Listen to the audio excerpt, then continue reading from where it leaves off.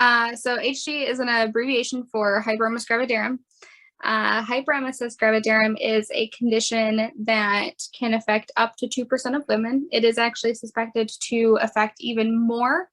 I'll get into why in just a few minutes, but it is extreme nausea, vomiting, and malnutrition through pregnancy. So basically, people who suffer from hyperemesis will, on average, throw up anywhere or get sick anywhere between 5 to, there are some women who have experienced it at 20 times violently getting ill a day. It is something that does typically last a longer duration throughout pregnancy. I also have, there's a wonderful foundation. It's called the Her Foundation. I found them when I first suspected that I had hyperemesis.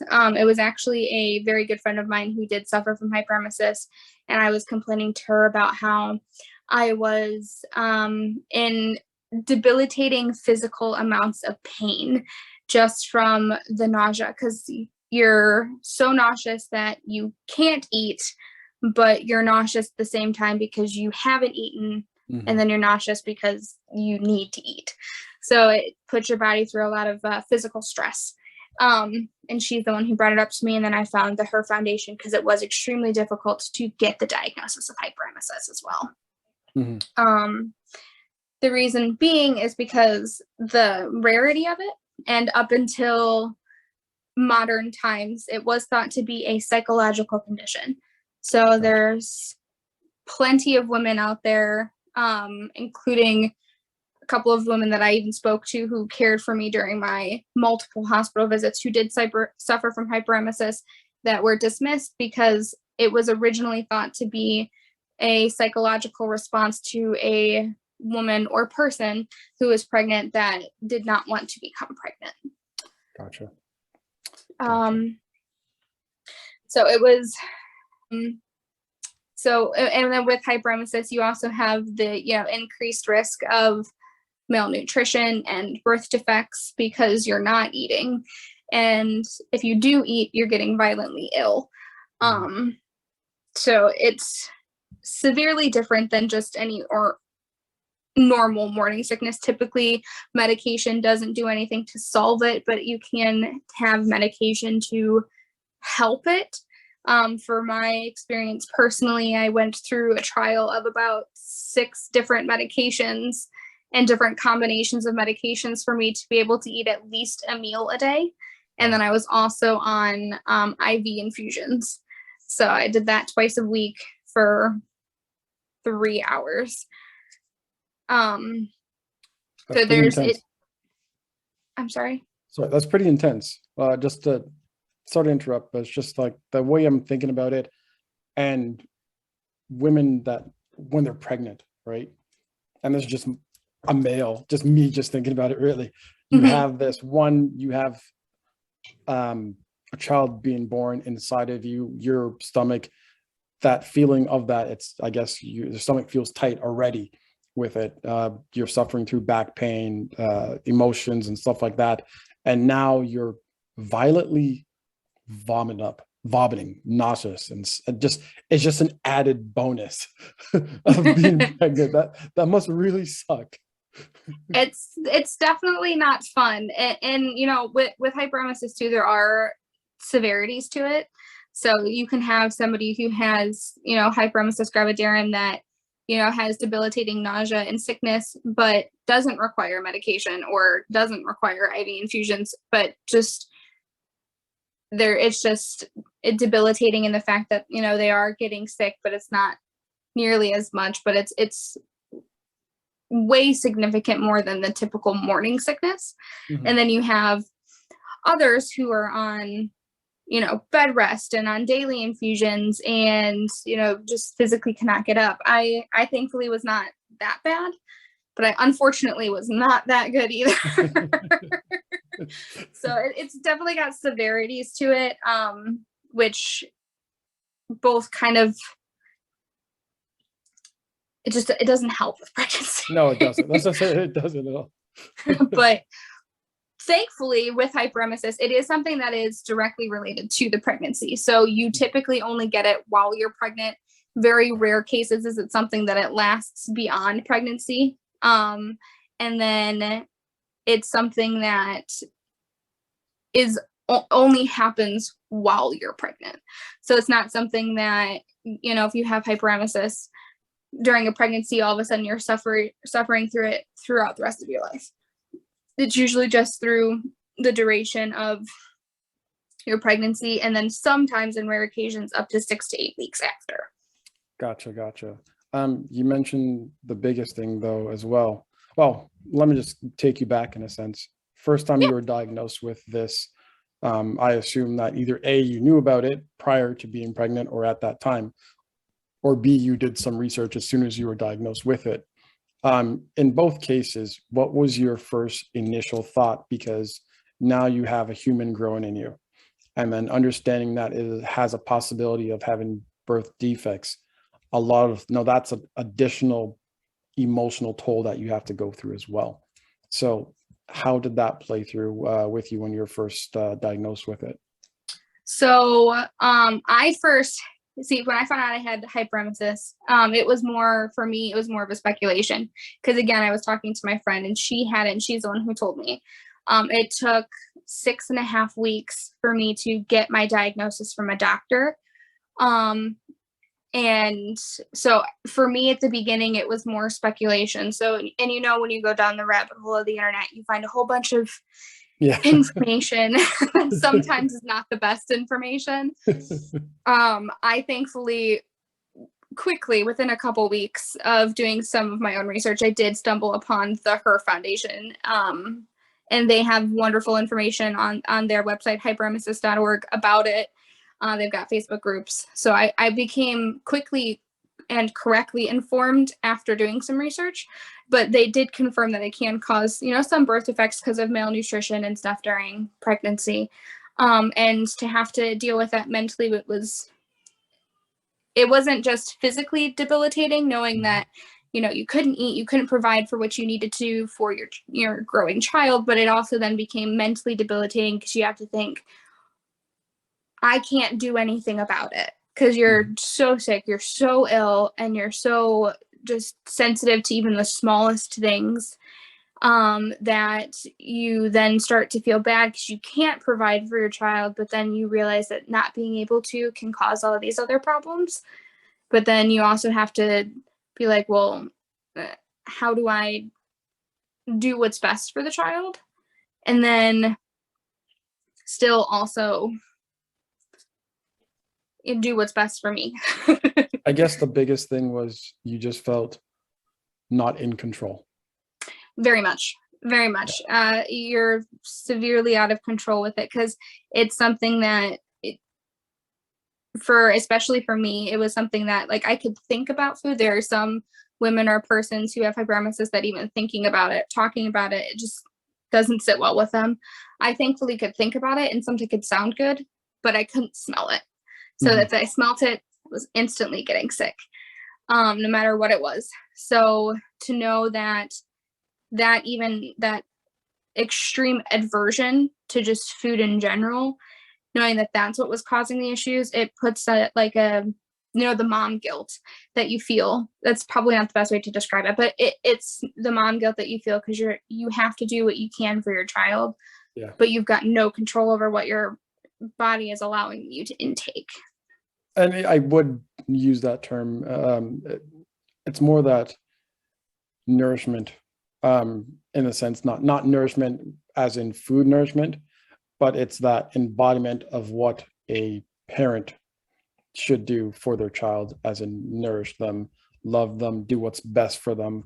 And to know that when you're going through this, that was stripped away from you because it's your body saying, hey, guess what? This is what it is. That must be tough. If you don't mind me asking, how did your husband go through all that as well? Because I guess that would be a hard conversation to have with him.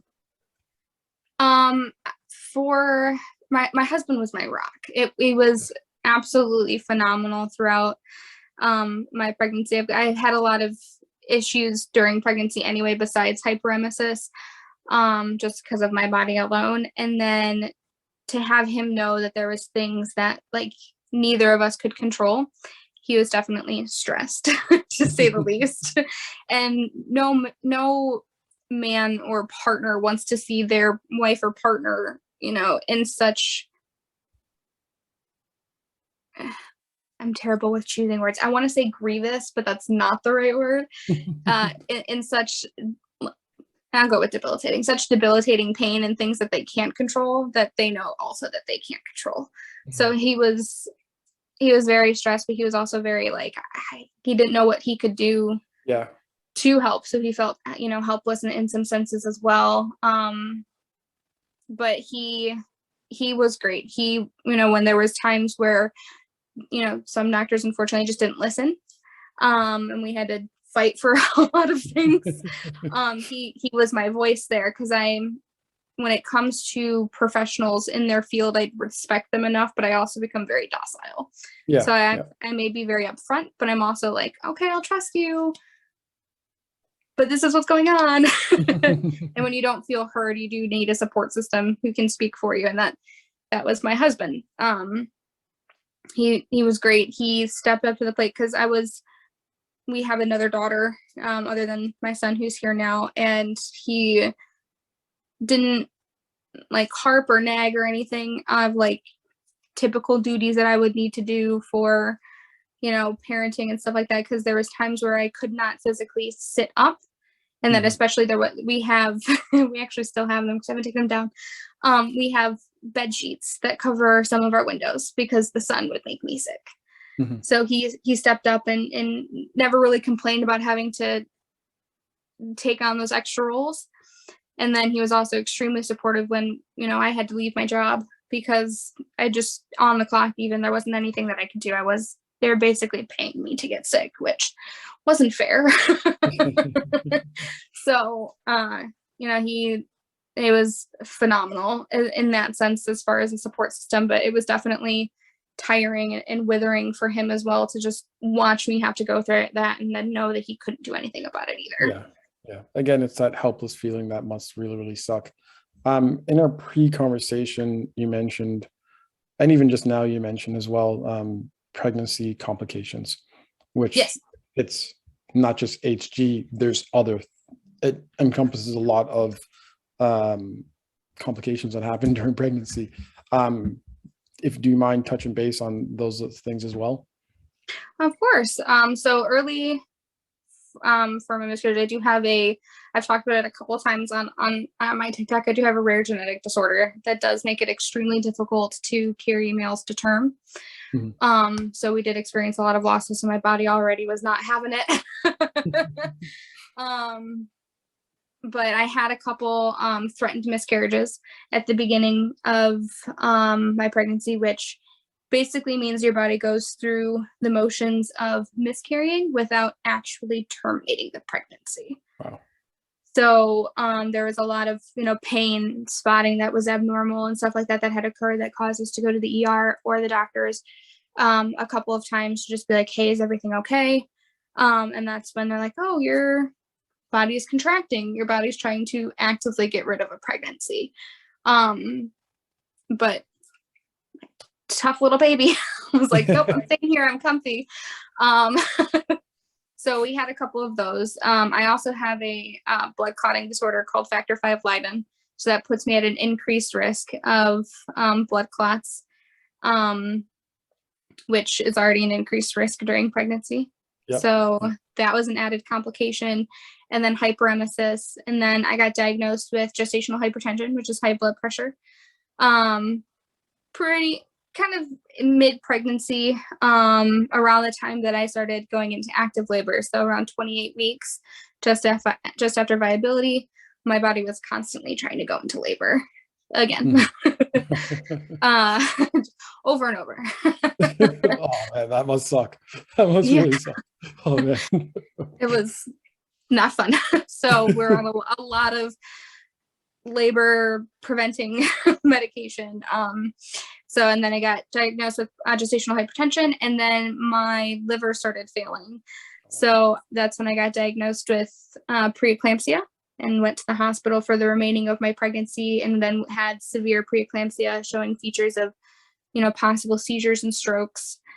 And then it got so bad that the doctors did have to, talk to me and decided that delivering at 34 weeks was way more safe for both me and my son than continuing to be on bed rest, continuing to be monitored until we reached technical full term at 37 weeks.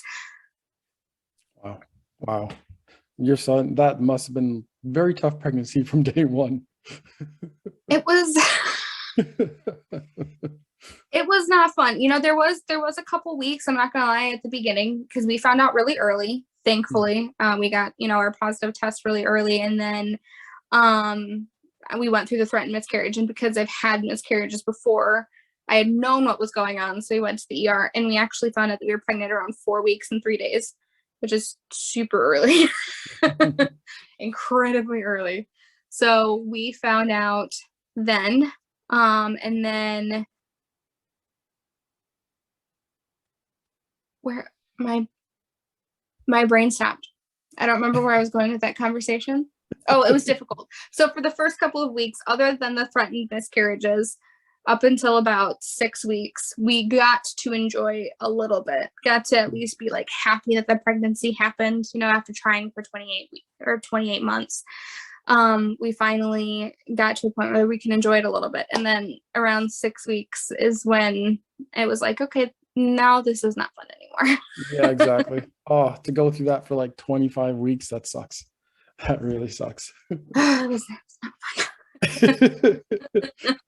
fun. So saying all this, you plan on having another child after going through all that?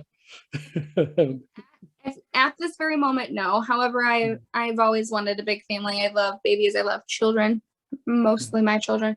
But at this very moment, most likely not.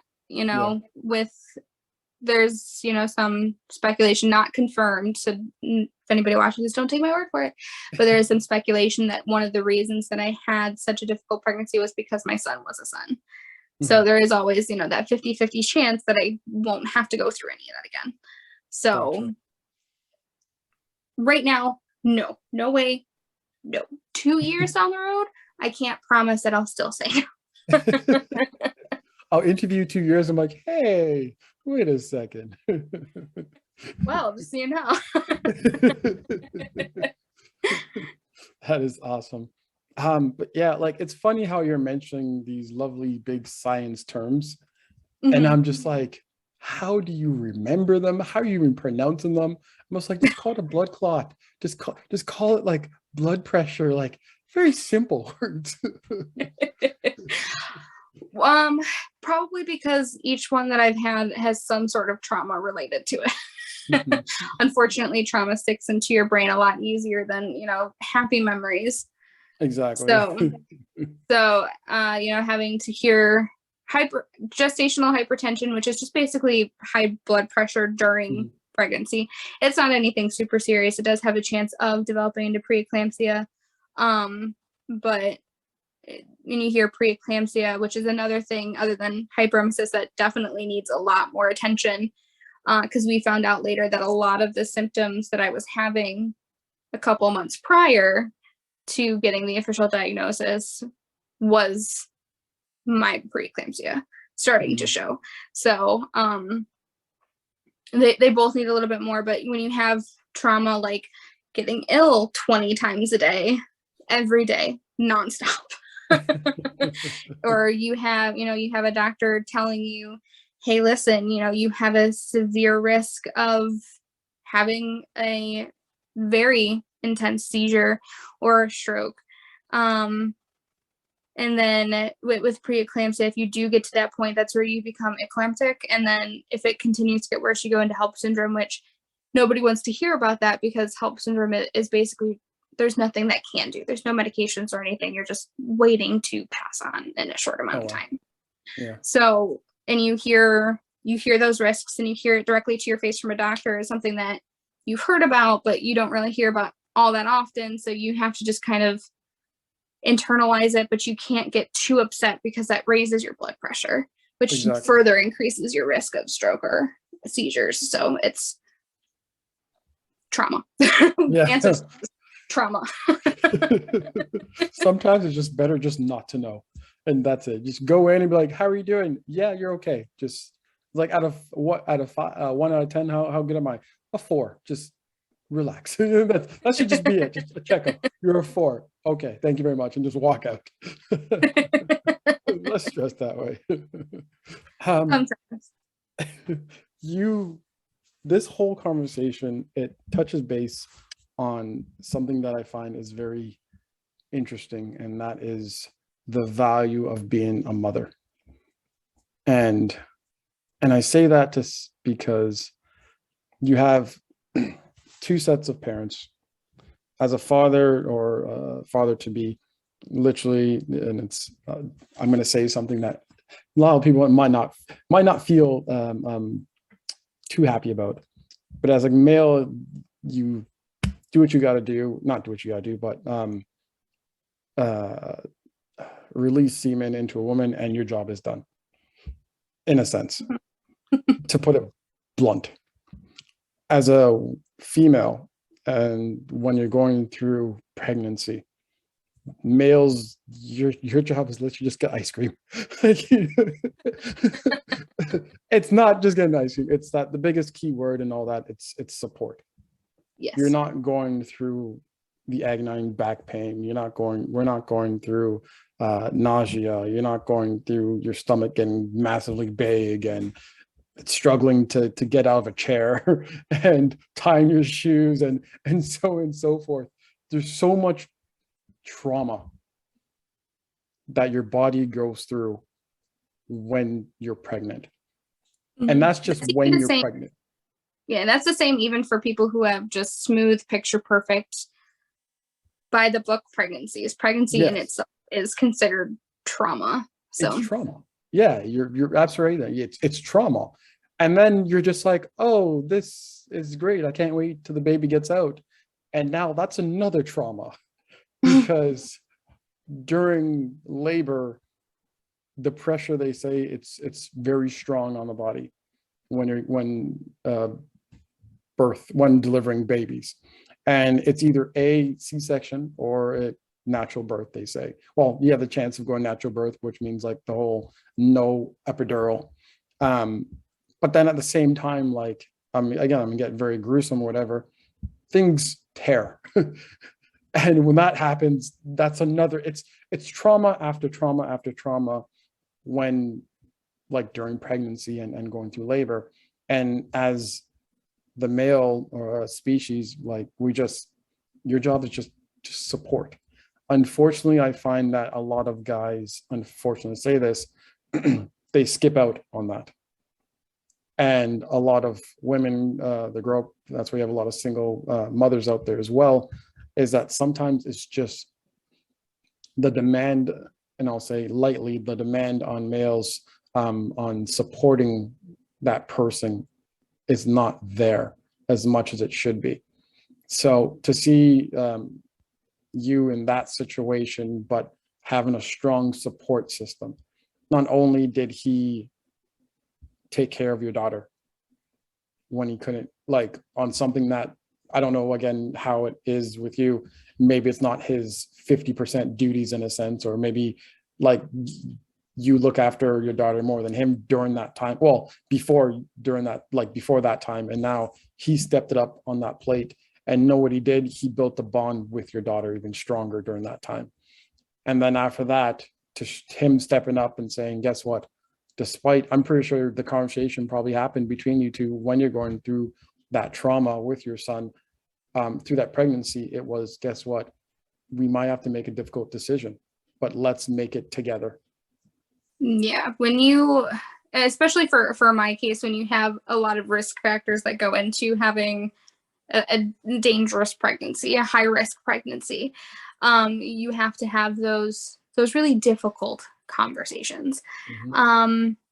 You know, even now, my husband and I have talked about that really difficult conversation, that if I was to get pregnant before we're ready again, you know, what would we do? how would we go about that? Because 100%, it is something that I've had to come to realize even now, that being in that position as a mother, that you kind of block it out, that trauma, for a good period of time until you can handle it. And still 100% not coping with it all in the best. To be honest, it's trauma, it's traumatic, it's something that I have to get over. And we had to have that conversation. Like, what happens if it happens again? What are we going to do at that point? And then what if I have another difficult high risk pregnancy?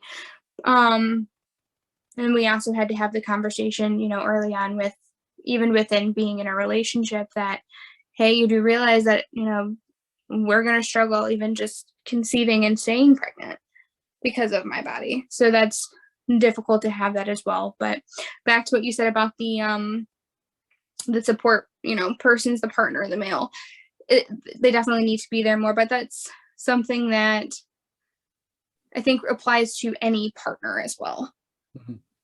There are plenty of, bisexual, pans, trans people who go through pregnancy and their partners aren't supportive either. So I think it's more of just whether or not, if you're going to try to become pregnant, you need to have a discussion with your partner or spouse that, hey, look, this is what it is.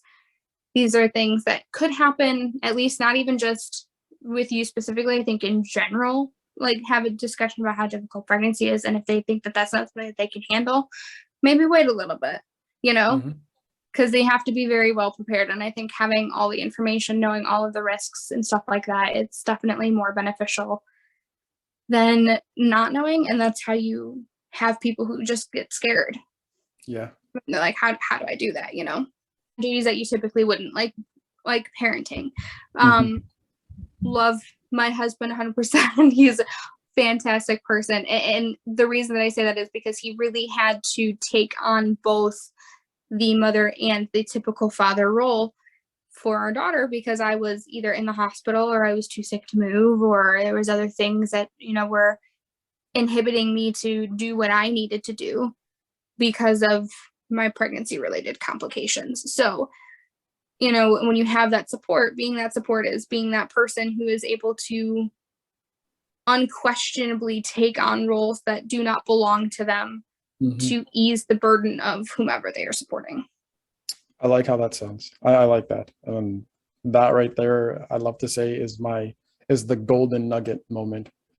Any last words? And I would, again, like to shout out the Her Foundation, because they have wonderful support groups. They're also currently trying to, raise money to get more research, because it was thought to be psychological. There's not a whole lot of research, but there is speculation that it is a genetic condition. So, that research is going to go towards figuring out if they can pinpoint the gene, which I believe is like a GD. Don't quote me. I don't know the exact one, and I don't think it's on their website. So otherwise I'd look. But they do have a website, hyperemesis.org. That's really good too. But unfortunately, it is something that it is suspected to affect more women than just the 2%, up to 2% that's logged, just because it's very difficult. So to anybody watching, paying attention, if you have some extreme nausea, vomiting, and you're not getting daily nutrients through food, definitely talk to your doctor and try the different nausea medications. And if they're still not working, be that voice. Don't just assume that it's normal, because a lot of pregnancy complications or just pregnancy pains in general get dismissed as being normal for anybody who experiences it. So just make sure that you're being an advocate for yourself. And if you can't be an advocate for yourself, find a support system that is able to do so for you. But know that getting sick up to 20 times a day, not being able to move, otherwise you're going to get sick, it's not normal. Talk to a doctor, at least advise on that. You can also contact the lovely people of, the Her Foundation. They're great at getting back to you. Me, as a nobody, was able to talk to their pharmacist directly, that, who specializes in it. It's they're fantastic people. So I definitely, if you think that you've got that, talk to somebody about it, you know, and understand that talking and being an advocate for yourself is the most important thing that you can do throughout pregnancy. That is wonderful, Leigh. Thank you so much. It's been a pleasure. It was nice talking with you.